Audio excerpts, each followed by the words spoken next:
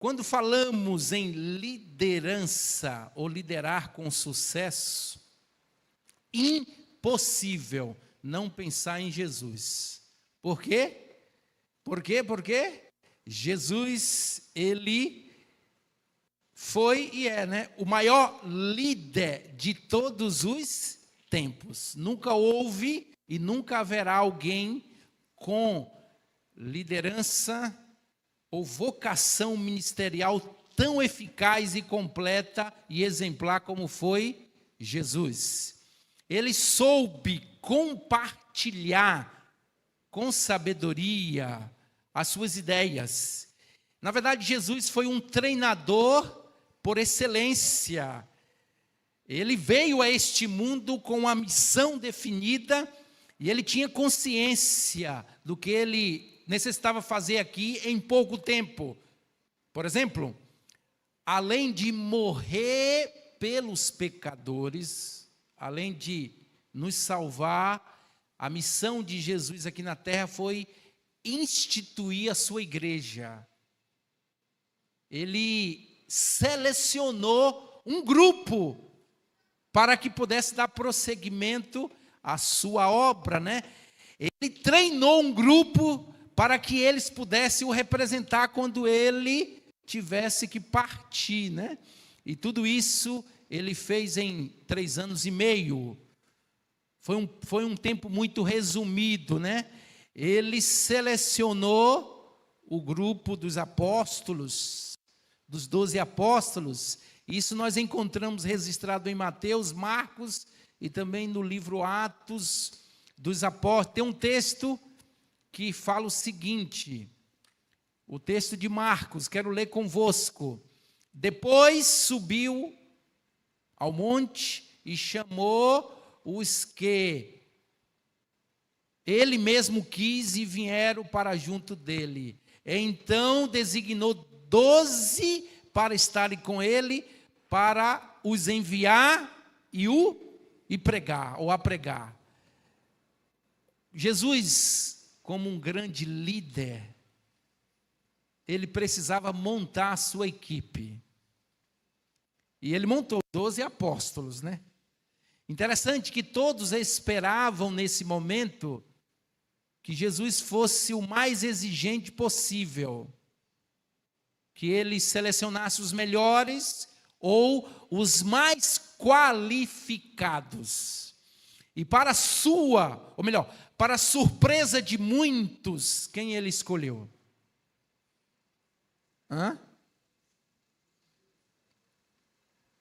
Pessoas comuns e imperfeitas, duvidosas. Pessoas simples, de pouca educação formal. Alguns eram pescadores. Tivemos no grupo um coletor de impostos. Era uma ocupação odiada por muitos naquela época. Outro veio de um movimento rebelde que sempre questionava as autoridades da época. Havia também um que era financista. Ele era tão financista, era tão apegado ao dinheiro que ele vendeu Jesus e traiu por quantas moedas? 30 moedas de prata. Quem era ele? Judas. Muitos desses estavam mais preocupados não com a missão, mas com a posição. Teve a mãe de 2, né?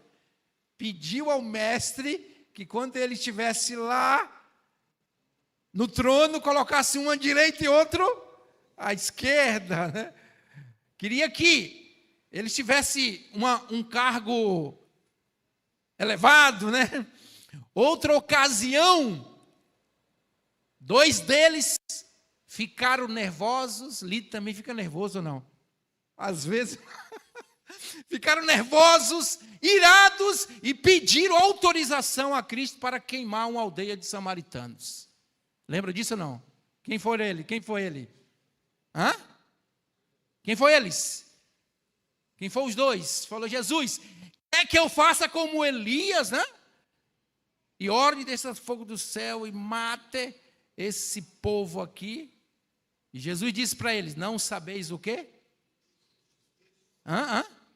de que espírito sois, né?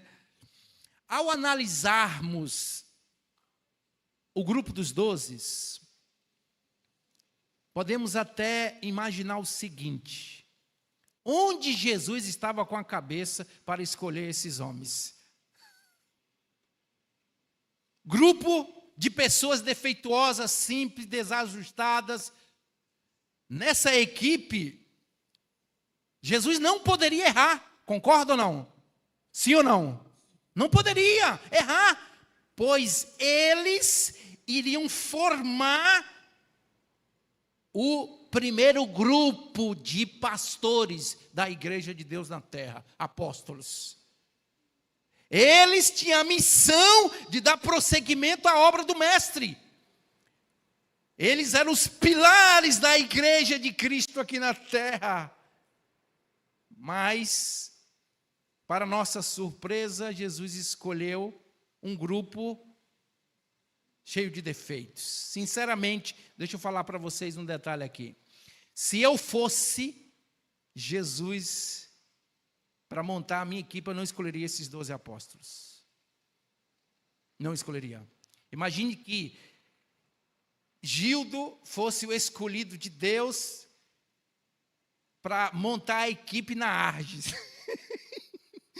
Será que você usaria o mesmo critério, a mesma visão que Jesus colocou aqui para montar a sua equipe na Arges? Eu tenho minhas dúvidas, Gildo. Eu tenho minhas dúvidas. Porque eu, no lugar dele, esse eu não quero porque é fofoqueiro, esse eu não quero porque é nervoso, esse eu não quero porque é financista. Eu jamais escolheria esses homens, porque eles eram problemáticos, orgulhosos, financistas, interesseiros. Mas Jesus é um líder por excelência. Ele teve uma liderança de sucesso.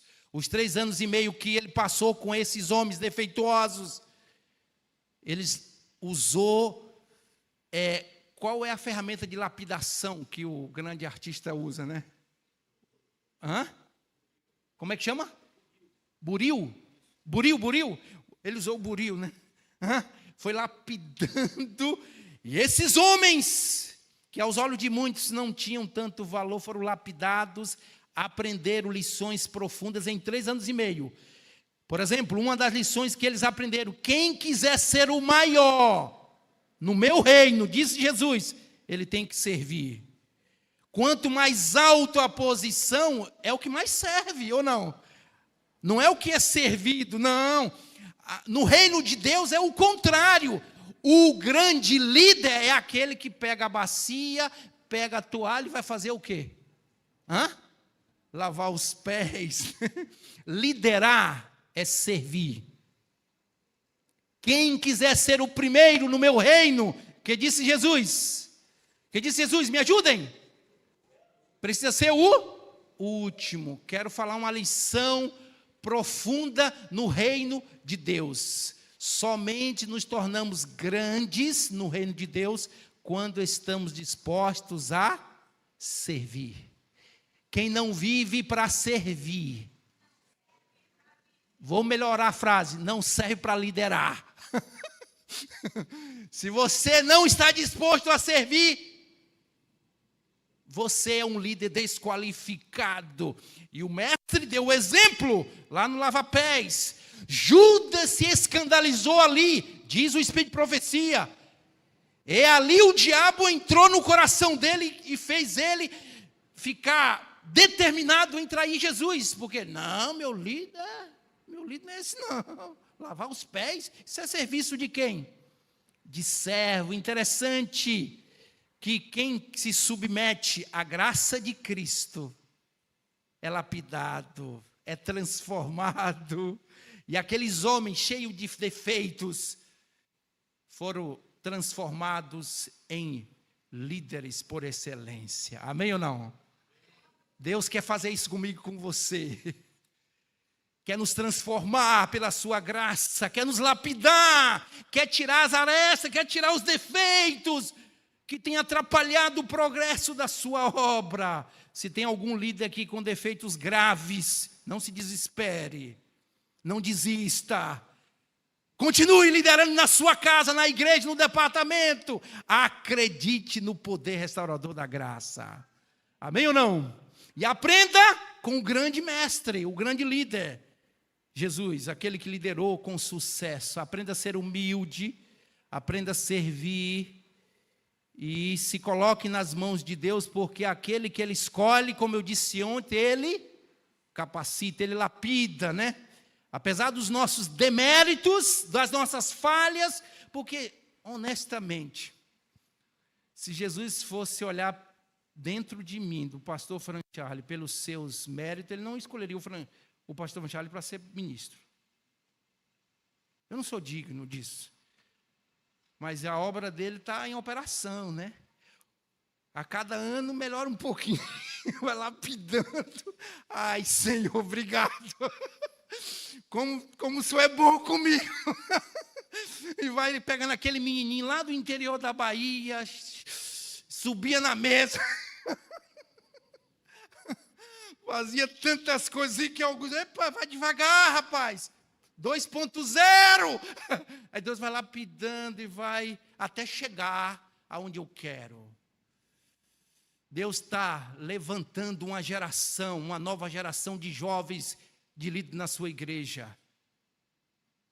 E só vai chegar até o final da jornada aqueles que se submeterem ao grande mestre. A lapidação do grande mestre. Olha esse texto maravilhoso do Espírito de Profecia. Veja comigo, deixa eu só passar aqui. Deus poderia ter proclamado sua verdade por meio dos anjos sem pecado. Não era mais fácil ou não? Era mais fácil para Deus escolher um anjo do que um franchise. Mas Deus falou, não, eu vou pegar o franchise. Eu vou pegar o João, o Pedro, a Maria.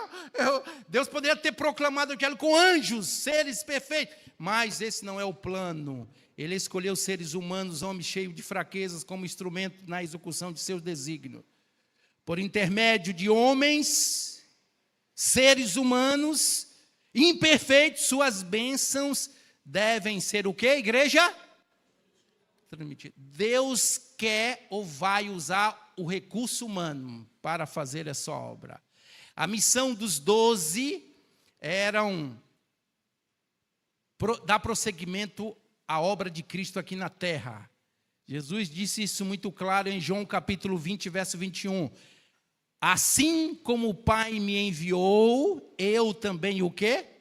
Vos envio. Observe que o texto está indicando uma obra de continuidade.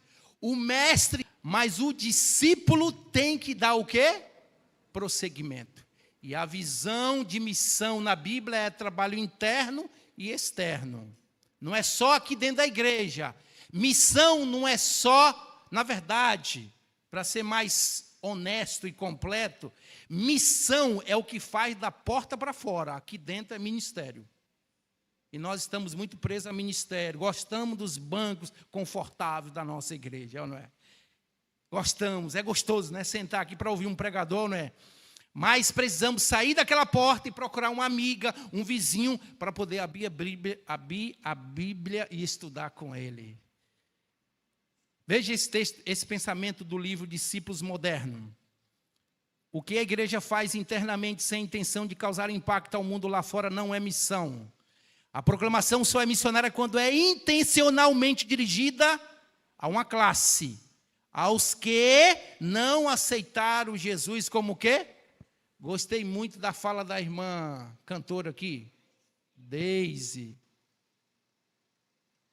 Todo ser humano que não tem Jesus tem um vazio gigante no coração. Porque quando tem Jesus não existe esse vazio. Amém ou não? E toda aquela pessoa que preenche o vazio tem uma história a contar. Eu era assim, agora sou assim. E assim, essa é a ideia. A igreja precisa estar aqui dentro para preencher o vazio. Mas ao sair daquela porta tem que contar para os outros. É a missão. O líder tem que plantar isso no coração da igreja. Quando a gente vai para a ordem da grande comissão, Jesus, em Mateus 28, falou, portanto, ide, fazei discípulo de todas as nações, batizando-os em nome do Pai, do Filho e do Espírito Santo, ensinando a guardar todas as coisas que eu vos tenho ordenado, e eis que estou convosco todos os dias até a consumação do século. Observe, a grande comissão está trazendo um verbo no imperativo, não é o id está no gerúndio, no grego é indo. O verbo id, ou ir aqui, no original está no gerúndio, ele indica um verbo auxiliar. O verbo aqui no imperativo, no grego, é fazei, discípulo de todas as nações. Fazei discípulos de todas as nações.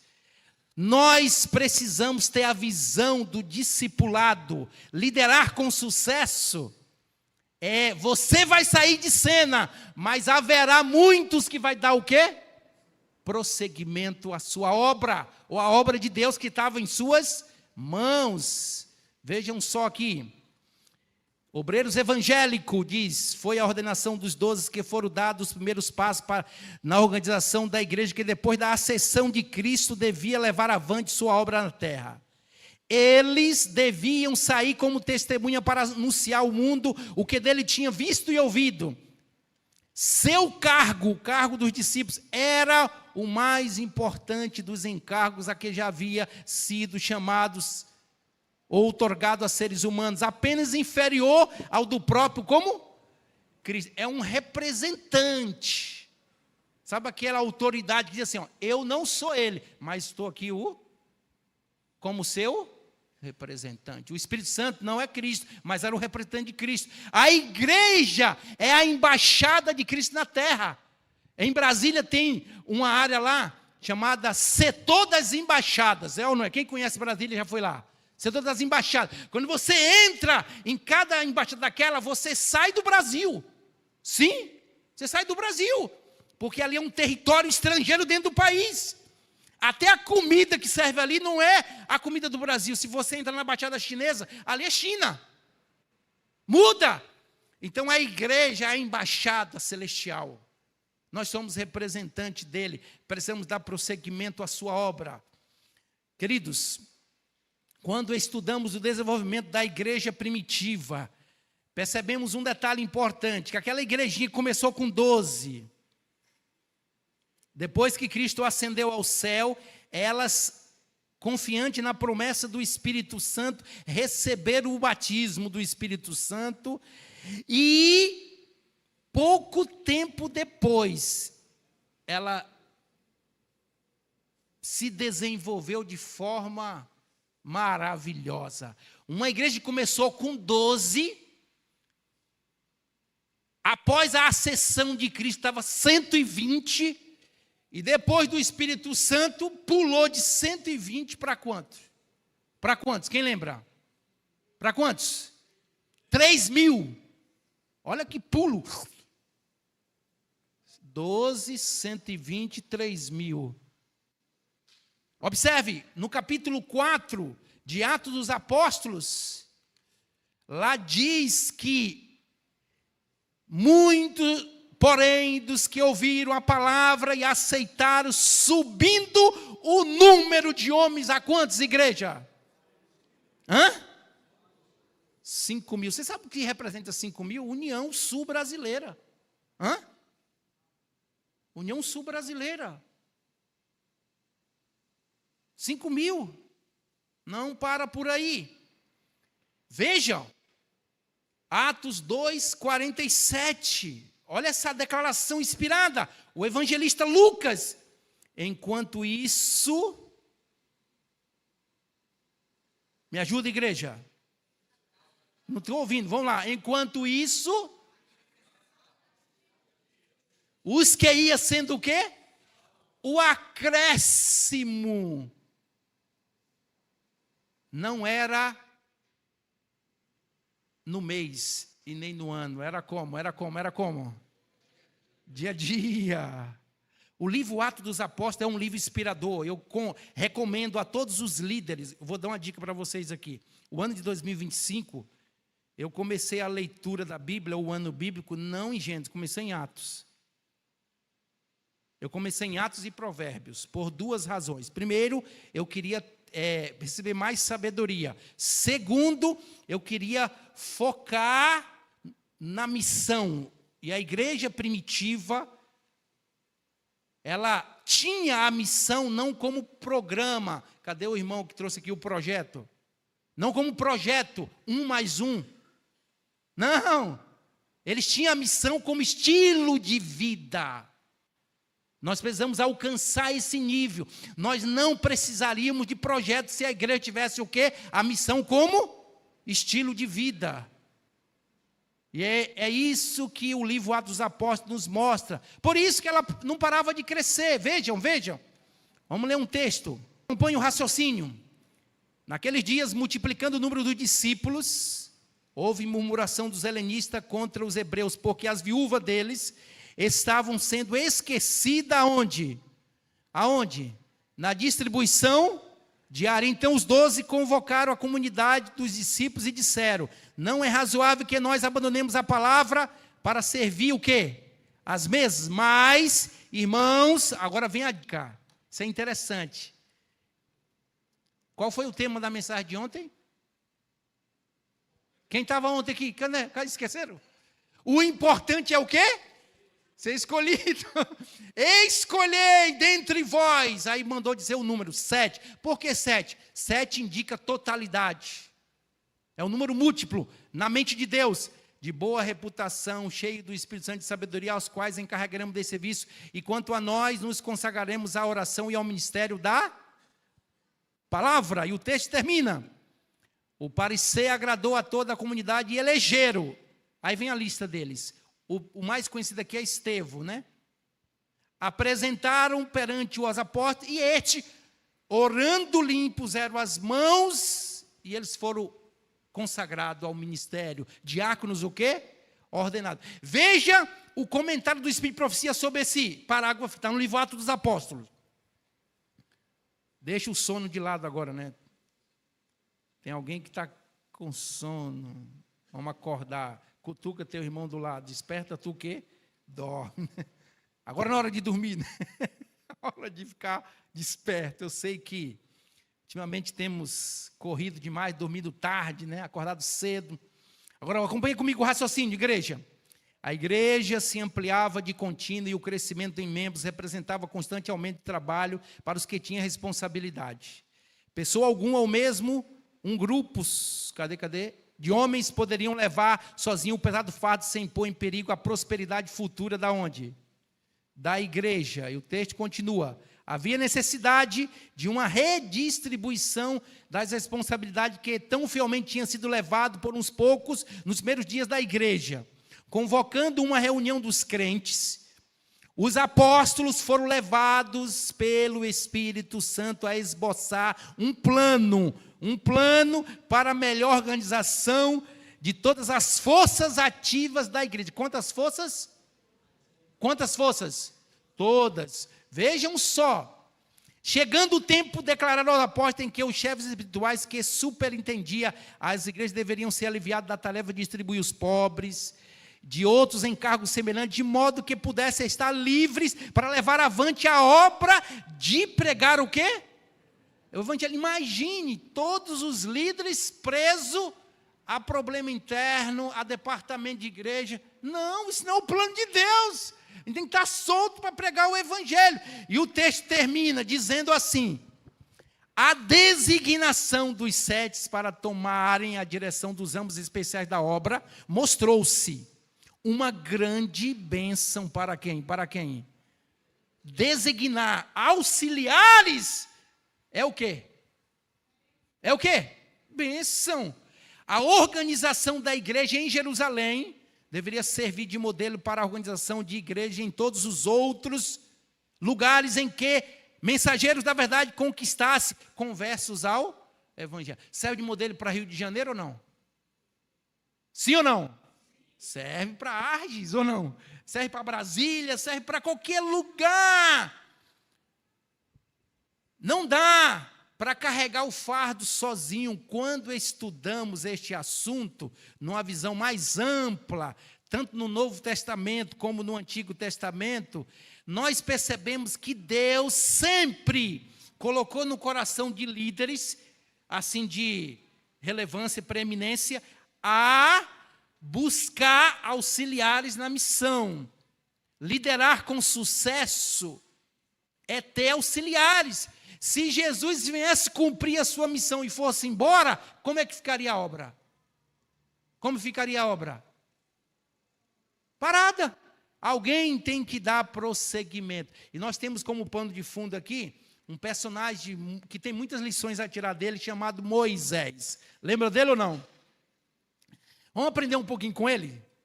Crianças, jovens, pega aqui.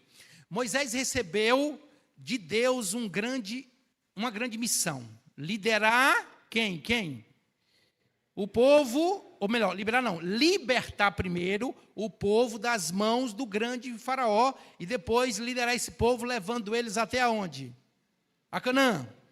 Observe, com exceção de Jesus, Moisés talvez tenha sido o maior líder de todos os tempos que já existiu na terra. Ele era um líder qualificado, ele era historiador, poeta, filósofo, general, legislador, profeta. Era um homem de muitos talentos, sim ou não? Mas, mesmo sendo um homem capaz, preparado, no início do seu ministério, ele não sabia trabalhar em equipe. Ele não sabia liderar.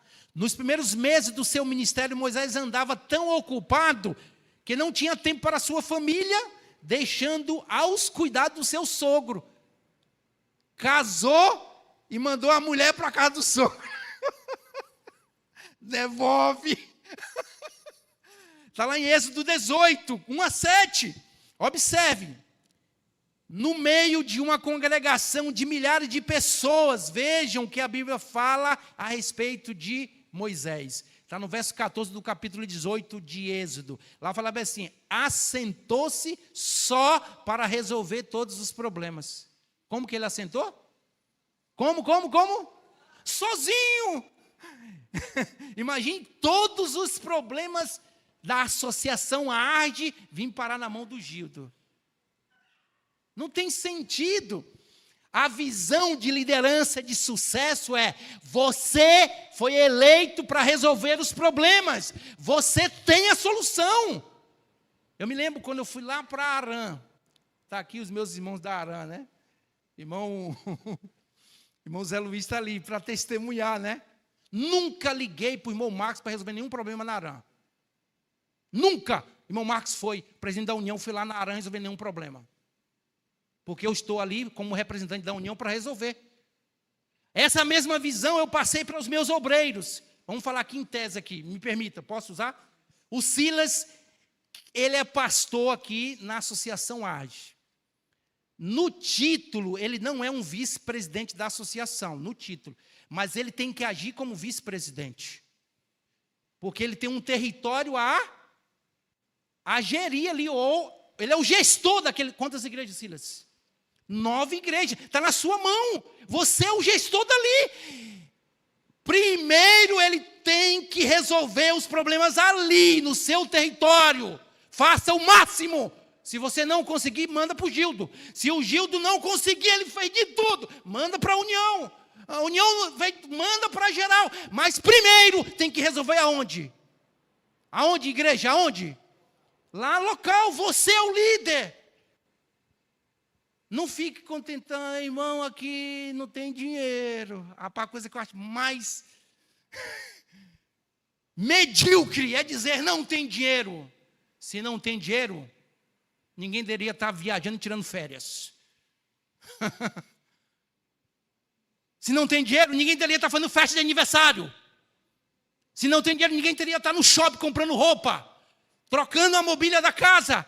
O dinheiro sempre circulou em nosso meio, ou não? Agora, quem tem que ter a visão de solucionador dos problemas? Quem é? É o líder. Eu acho muito ruim. A pessoa foi eleita aqui para resolver e ele transfere a responsabilidade para outro. Não, irmão, é você. Eu me lembro quando eu cheguei na Arã, irmão Luiz, na minha primeira reunião com todos os oficiais da Arã, eu falei: olha, primeiro discurso que eu quero que vocês saibam aqui, Nunca diga que não tem dinheiro. Pare com isso aqui. Não tem dinheiro. Não existe isso, irmãos. Dinheiro está... Se eu não posso pagar sozinho, a gente vai atrás. Quanto você pode dar, John Newton, né? Quanto você pode dar, menina? Qual é o teu nome de blusa verde? Maria Luísa. Quanto você pode dar? Ah, não tem. Vamos fazer uma comportagem de férias ali, não vamos aparecer dinheiro. Vamos atrás, e meus irmãos, dinheiro tem como atrás. Líder, ele é homem de solução. Ou você é a solução, ou você é o problema da sua igreja. O pivô. Eu estou aqui para quê? Para que eu estou aqui? Por que Deus me chamou aqui? Para quê? Para liderar, para solucionar. Moisés, só que ele pecou em que aspecto? Moisés tinha essa visão, mas ele achava que era tudo só ele.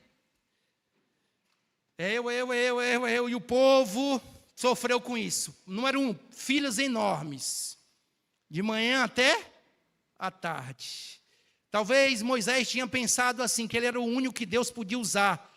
Resultado da sua liderança exclusivista e centralizadora, o texto diz no verso 13 do capítulo 18 de Êxodo, que ele estava sobrecarregado e era moroso em tudo. O povo estava em pé de manhã até à tarde. A Bíblia diz no verso 18 que todos estavam desfalecidos. Era a fila do SUS, irmão. 1 ano para pegar uma consulta. O SUS no tempo de Moisés. A cirurgia que nunca sai. Não tem solução. Ele trabalhava demais, mas não tinha rendimento. Os problemas se amontoavam, o povo estressado, desgastado, esgotado. Moisés não tinha tempo para descanso, nem para a família. O resultado final, serviço ineficiente. E se ele não mudasse, tinha morrido cedo, ou não? Acredito eu que no início do ministério de Moisés, ele não tinha ideia do tamanho do problema que ele ia enfrentar lá no deserto. Olha só um dado aqui para vocês verem. Sem água, sem estoque de alimento, um povo murmurador, mente egípcia, 2 milhões de pessoas. Meu pai. Para ser alimentado pelo menos 2 vezes por dia. 2 vezes por dia. Aqui eu penso assim, uma festinha como essa aqui, que precisa alimentar um grupo de 15, 20, sei lá quantos foi o café da manhã hoje, hein? Já dá um trabalhão doido na cozinha ou não? E 2 milhões de pessoas. Eu me lembro de um congresso que nós lideramos lá em Asmin, em Belo Horizonte, deu 600 pessoas. Ai, meu Deus. Agora lá em Brasília, o curso de música de férias. Alguns estavam lá aqui, né? Eu estava no Ceasa fazendo as compras. Eu e o Daniel Santana, a equipe do compra era eu e ele. O Ceasa todo dia de manhã cedo e tal. Imagine Moisés numa viagem no deserto, 2 milhões de famintos, murmuradores, dizendo que queremos comida.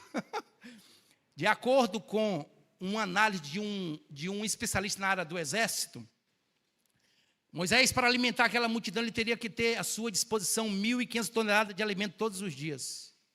Quanto? E para transportar essa quantidade de alimento por dia, seria necessário 2 trens de cargas, a cada um com 1,6 quilômetro de comprimento. Além do mais, por estar no deserto, ele precisava de cozinha. E naquela época não tinha fogão, como é que chama hoje aí? Fogão a gás, era fogão o quê? A lenha. Quanto de madeira para cozinhar? Assar pão, maná, meu Deus. Quantos litros de água ele ia precisar para quantos garrafões de 20 litros? Para ele tinha que carregar para dar água para o povo. Sem sombra de dúvida, ele iria precisar de uma boa equipe de cozinha, centenas de colaboradores, só para alimentar o povo, só para lavar panela. Não para por aí, ele vivia em acampamento, viajava o dia e acampava à noite. Cada vez que eles acampavam no dia, precisava de um local para o acampamento, e o que equivaleria a uma área de vários quilômetros quadrados. Pense. Todo esse trabalho para acampar apenas só uma noite. Olha a logística. E isso durou 40 anos. Meu Deus, eu estou com 46. A minha vida, Moisés, no deserto, monta, desmonta, cozinha e tal. Era um congresso que nunca acabava. Era uma conferência geral que nunca acabava. E aí, nesse cenário de sufoco, aí chega Jétro. Vou fazer uma visita ao meu genro. Vou lá visitar o meu genro. Chega lá, ele viu tudo isso. Ele falou: Moisés, tu vai morrer, meu irmão. Muda a tua liderança, rapaz. E ali Jétro dá um conselho para Moisés. Escolhe maioral de quanto? Quem lembra o conselho? Vamos lá, me ajude, para não dormir, né? Maioral de quê? 10, 50, 100 e 1000. Vejam como é interessante o que diz o Espírito de Profecia. O Senhor havia honrado a Moisés grandemente e operava prodígios pela sua mão. Mas o fato de que for escolhido para instruir a outros não o levou a concluir que ele próprio não necessitava de instrução. Um ponto importante para a liderança. Não vou ofender não, tá? Mas eu quero ajudar. Principalmente os cabeça branca aí, ó, os experientes. Às vezes tem aquele orgulho assim da experiência e não quer dar o braço a torcer, que precisa também ouvir o jovem algum conselho. O líder de sucesso, ele sabe o quê? Ouvir os seus colaboradores. Liderar com sucesso. Ouça, pondere, analise. Moisés foi humilde o suficiente para ouvir. Olha o que diz a continuidade do texto. O escolhido do dirigente de Israel ouviu alegremente as sugestões do piedoso sacerdote de Midian, seu sogro. Adotou-lhe o plano com uma sábia o quê? Que bom. Sabe como era o organograma de Moisés no deserto antes de Moisés, antes de Jétro? Sabe como é que era?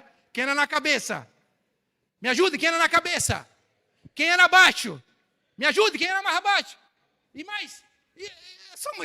Não tinha outro nome. Moisés. Gente! Gildo. Me desculpa usar essa expressão aqui, Gildo, porque você é o líder supremo aqui, né? Eu estou falando para a arte, o público da arte, né? Imagina lá no campo do John Newton. Quantas igrejas de John Newton? 5. Só se ouve John Newton. Não, gente, só tem John Newton lá, né? Eu estou falando em tese, não sei como é o seu trabalho, me desculpa aí. Eu vou colocar você como exemplo. Eu estou aqui fazendo aplicações. Moisés fazia tudo sozinho, desde a direção executiva até o trabalho de engenheiro sanitário. E Deus, na sua infinita misericórdia, usou o sogro dele para ajudar ele a mudar de método. Depois disso, Moisés aprendeu a lição, mudou o organograma, aprendeu a delegar, a trabalhar em equipe, a preparar sucessores, a formar novos líderes. E aí, o que aconteceu com Moisés? Vamos ver o texto escrito, né? Olha, eu acho legal esse texto aqui, ó. Deuteronômio 34, verso 7. Tinha Moisés a idade de 120 anos quando morreu. Quantos anos? Que diz a Bíblia? Não se lhe escureceram os olhos, nem se abateu o vigor. Viveu mais, hein? Diferente de muitos hoje que morrem aos 60 e frustrado e não conseguiu trabalhar direito. Quando ele poderia ter montado o quê? Uma equipe, vejam. 120 anos com vigor. Imagino que tudo isso foi graças ao conselho de Jétro. Concorda comigo ou não? Sim ou não? Se ele não tivesse ouvido o conselho de Jétro, ele estava morto aos 80. 85 mais ou menos. Ele ia viver 5 anos no máximo. Mas ele ouviu, aí prolongou. Queridos, a morte prematura chega rápido para aqueles que querem liderar sozinho. Veja outro texto inspirado. Vocês estão com paciência comigo ou não? Então. Vamos lá então, segura aí. Tá? Os que estão em posição de responsabilidade devem sentir que é seu dever reconhecer talentos. Não é um pedido, é o quê? É um dever. Deve aprender como utilizar os homens e como aconselhá-los. Se erros forem cometidos, não deve afastar-se, julgando ser mais fácil assumir todo o trabalho do que? Do que? Instruir a outros. Os que estão aprendendo devem ser pacientemente instruídos. Preceito sobre preceito, regra sobre regra, um pouco aqui, um pouco ali. Todo esforço deve ser feito por preceito e exemplo, para ensinar-lhe, me ajuda, igreja, os métodos corretos. Tem que ter esse espírito. Olha outro pensamento chinês. Se a sua visão for para o ano, plante trigo. Se a sua visão for para 10 anos, plante árvore. Se a sua visão for para a vida inteira, qual o conselho? Plante pessoas, faça discípulos. Discipular é fácil? Não, porque envolve tempo, paternidade, tira a gente da zona do conforto. Veja um exemplo prático do que é discipular. Vamos ver. Primeiro passo. Eu faço, primeiro aprendo a fazer o trabalho. Preciso entender o porquê também e como. E tento aperfeiçoar a minha o quê? Habilidade. Segundo, eu faço e você olha. Eu demonstro enquanto você observa. E durante o processo eu explico o que estou fazendo e por quê. Terceiro, você faz e eu olho. Inverte agora. Dou permissão, autoridade para você fazer o trabalho, mas fico junto para oferecer o meu conselho, correção e o que mais? Quarto, você faz depois que for proficiente, eu saio e deixo trabalhar sozinho. Quem aprende sobe de nível e o instrutor está livre para tentar coisas o quê? Mais desenvolvidas. Está pronto. Isso me lembra muito o diretor de comportagem. A obra, cadê o Brívio? Eu vi ele por aqui, olha ali. Foi diretorzão aí muito tempo, né, Brívio? Pegava a pedra bruta lá e trazia para o campo, instruía, depois dava a oferta para ele, depois agora você faz a oferta. É assim, Judas?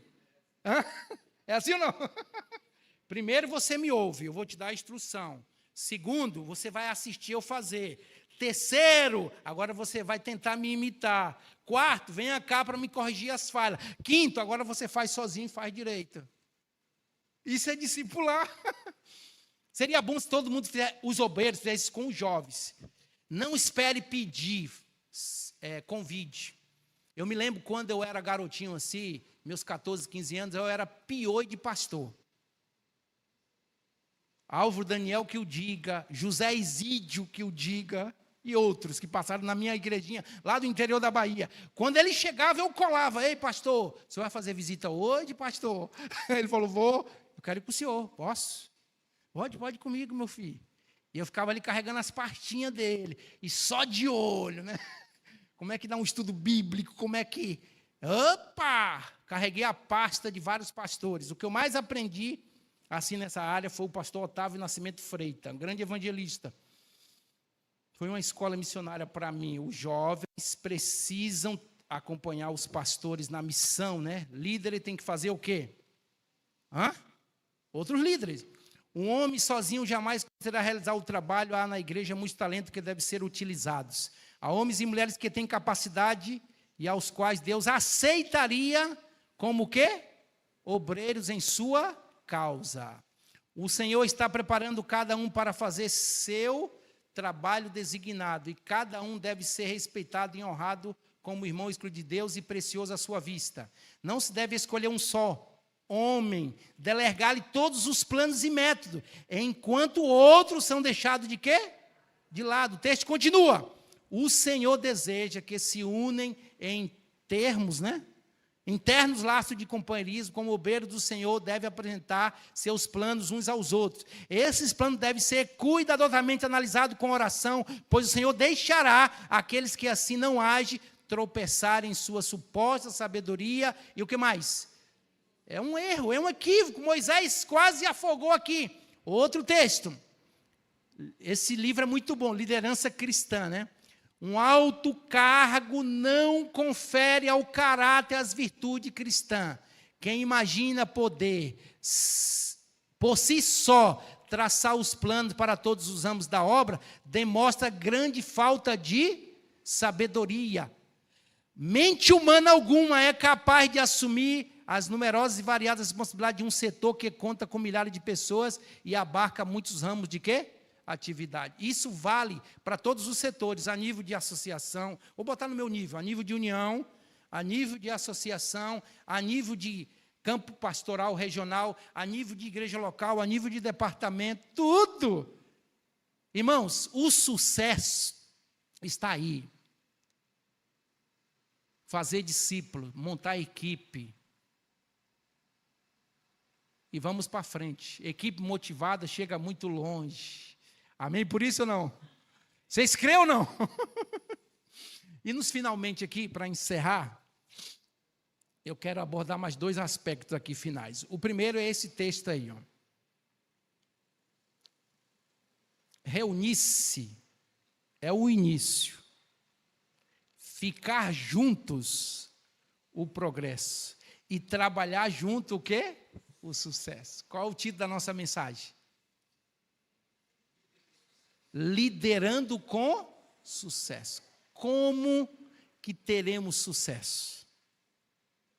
Quando estamos o quê? Juntos, trabalhando junto. Trabalho junto é mais proativo, né? Vencer um líder proativo. Mas não tem como ser um líder proativo sozinho, não tem como. Monte sua equipe. Amanhã eu vou falar sobre isso mais ainda, mas eu estou já dando um ênfase aqui. Todos os departamentos, todos os setores da obra, todas as instituições precisam de equipe. Mãos à obra. Juntos somos fortes, invencíveis. Amém ou não? E para encerrar, eu quero fechar aqui com a foto da minha esposa e da minha filha. Já deu meu recado, agora eu vou fechar com isso aqui. Queridos, quando falamos de liderança, líder de sucesso, ou liderando com sucesso, às vezes a gente olha só para o homem, né? E esquece que por trás dele tem sempre quem e o quê?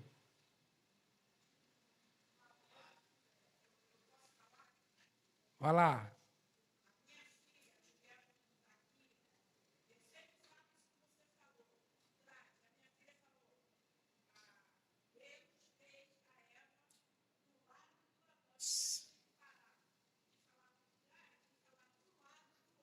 Correto.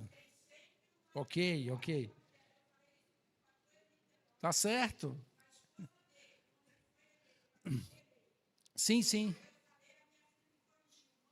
Ao lado, ao lado. Eu vou contar uma história rapidinho. Eu vou fechar com isso aqui, porque hoje é o Dia Internacional da Mulher. Eu quero puxar um pouquinho para as irmãs, tá bom?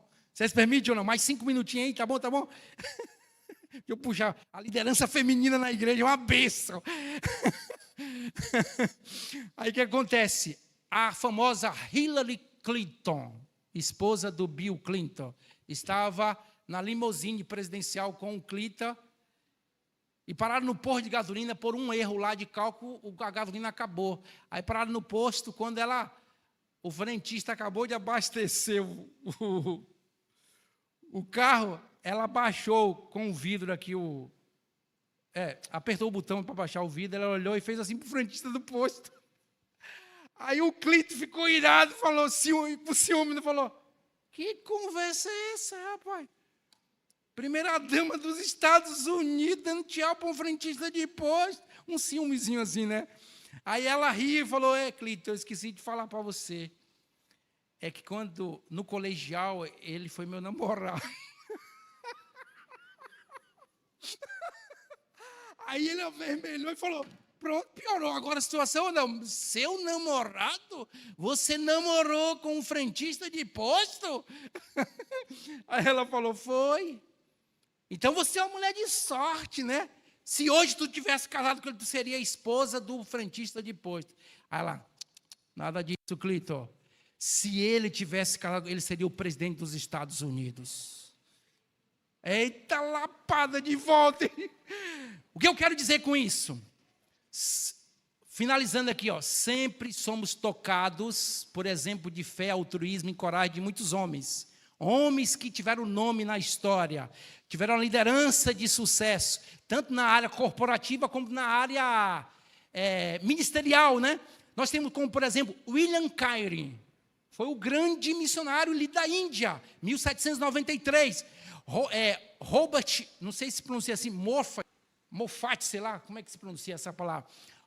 Foi enviado para a África do Sul em 1816. David Livingstone, que partiu para a África em 1841. E tem uma lista enorme. Esses e muitos outros líderes de sucesso na sua época. Interessante que a história só fala deles. E pouco se fala das esposas, das filhas. Muitas delas pagaram um preço muito alto, quem sabe até mais alto do que os próprios esposos, para servir ao Senhor nos campos missionários e estrangeiros. Um dos grandes desafios para as esposas e filhas de missionários, principalmente, pastores, é ter que dividir o marido, o pai, com a obra. E por essa razão elas são forçadas a viver muito tempo sozinhas, em solidão, por causa da ausência do marido que está fazendo viagem missionária. Tenho total certeza de que Deus tem bênção para todas as mulheres, especialmente esposa de pastor, esposa de ministro, esposa de departamental de união, porque sofre. Ela tem que dividir o marido dela. Eu estou aqui agora com vocês, no Dia Internacional da Mulher, e a mulher mais importante da minha vida está lá em Brasília. Entende ou não? Neste dia 8 de março, quero relembrar a vocês um exemplo de fé e coragem de uma mulher que, em meio a tanto desafio, cumpriu fielmente o seu legado ao lado do seu marido. O nome dela é Mary Moffat. Ela morreu em 1862, filha do renomado missionário escocês Robert Moffat, que trabalhou por muitos anos na África do Sul. Mary, para dar prosseguimento ao legado de seu pai, ela se casou com outro missionário chamado David Livingstone. A partir daí, teve que dividir a sua vida em apoiar o seu esposo nas viagens missionárias, no cuidado e na educação de seus filhos. Isso realmente é bastante louvável e inspirador na vida de todas as mulheres. Elas podem ser classificadas de missionárias da segunda milha. Foi muito além do que é esperado. Elas, além de ser mãe, dona de casa, mulher de Provérbios 31, ela foi um braço forte aos seus maridos, pastores, missionários. Mary, mulher de fé e grande missionária ao lado do seu marido, em um continente cheio de desafios como a África, adoeceu e faleceu no dia 27 de abril de 1862.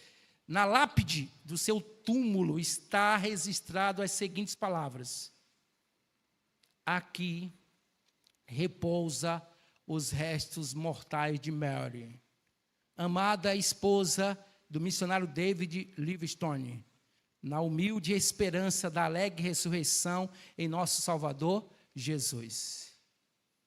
Reconhecimento. A bem verdade é o seguinte: Mary sacrificou a sua vida pelo continente africano, tanto igual ao seu marido, ou não? Ou não? Igual! No dia do retorno, nosso amado Senhor e Salvador Jesus Cristo, elas serão reconhecidas, ou não? O mesmo Jesus que vai estender a mão para o marido, vai estender para quem? Para a esposa, que embora trabalhou no anonimato e não entrou na lista dos heróis da fé, como eu falei ontem. Ficou no anonimato, mas serão reconhecidas por quem?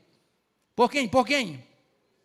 Por Cristo. Aí eu quero encerrar contando uma história da minha esposa, que foi o momento que mais impactou meu ministério. Eu estava em Belo Horizonte, no final de 2018, como pastor de BH ali, Igreja de Santa Teresa, e região e departamental missionário das Minas.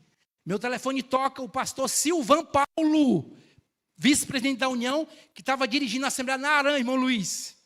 Lá na Arã, era no mês de dezembro de 2018, ele ligou: irmão pastor Franchale, você acaba de ser eleito aqui na Arã. Falei: tudo bem, já vou comprar a passagem e estou indo para aí. Aí ele me deu uma notícia que eu não gostei inicialmente, eu vou contar aqui para vocês. Mas há uma recomendação aqui para o irmão da Assembleia, não sei se foi toda a Assembleia, se foi de um grupo de irmãos, eu não estava lá, não sei se o irmão Luiz estava lá. Falaram para mim assim: como já é dezembro, e o irmão está em BH, e a passagem de BH para Manaus é muito cara, seria interessante o irmão já vir só de mudança em janeiro. Eu falei: eu não gostei. Eu falei: ô Silvão, Silvan, pelo amor de Deus, Silvan. Eu quero ir aí montar minha equipe, rapaz. Eu quero ser o treinador.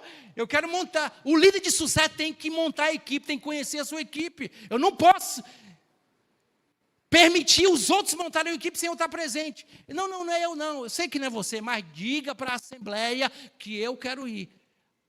Aí o Silvan relutou. Eu falei, então eu vou resolver o problema, Silvan. Colérico é assim, né? Sanguíneo é... Desculpa aí, presidente. Diga para a assembleia que eu vou por minha responsabilidade, mas eu quero estar aí com eles. Mas eu vou. Não tem dinheiro, mas Deus vai dar. Eu paguei do meu bolso e fui. Cheguei na assembleia lá no outro dia, saudando todo mundo, pegando na mão de todo mundo. Só que antes de eu sair, a minha esposa, quando eu tinha acabado de comprar minha passagem, ela falou, ei, meu bem, aqui que eu quero pegar o ponto, né? Ela, ô gente, e a minha passagem? Aí eu falei, meu bem, é o seguinte, é que essa passagem eu que estou pagando, e eu tenho que pagar 2, aí eu fiquei com... Falei, não, é pesado, é pesado. Aí ela falou uma frase que eu jamais vou esquecer, irmãs. Ela falou, ei, eu também fui eleita. Eita, meu irmão, que tapa na cara. Eu falei, como é que é o negócio aí? Eu também fui eleita. Você não vai trabalhar na Aran sozinho. E eu falei, tá certo. Está aqui o cartão, pode comprar a passagem. Pode comprar. Vamos para Manaus. E para a surpresa da assembleia, chegou lá o pastor Francharles e a irmã Jailde, os dois.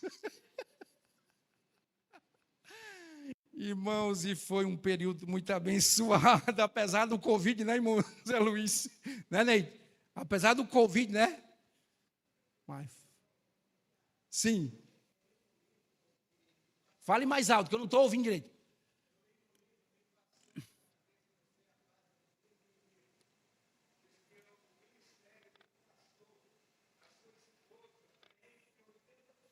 Isso. 20. Mas encerrando, eu trouxe isso aqui, não estava nem no meu plano essa parte, mas eu incluí só por causa que hoje o pregador tem que ser, às vezes, artista. Tem que fazer Eu incluí para dizer para as irmãs, vocês são importantes na obra de Deus. Deus quer usar não só os homens, quer usar também quem? As mulheres. Se consagre a Deus, minha irmã, e seja uma bênção na obra de Deus, ao lado do seu marido, se for casado, e se não for casada, seja uma bênção mesmo solteira. Faça a obra. Vamos para frente, né? Ajude seu pastor, o seu dirigente. Se você é dirigente, sem problema, faça a obra de Deus, porque Deus quer isso para a minha igreja e para a sua igreja. Que Deus abençoe a todos em nome de Jesus.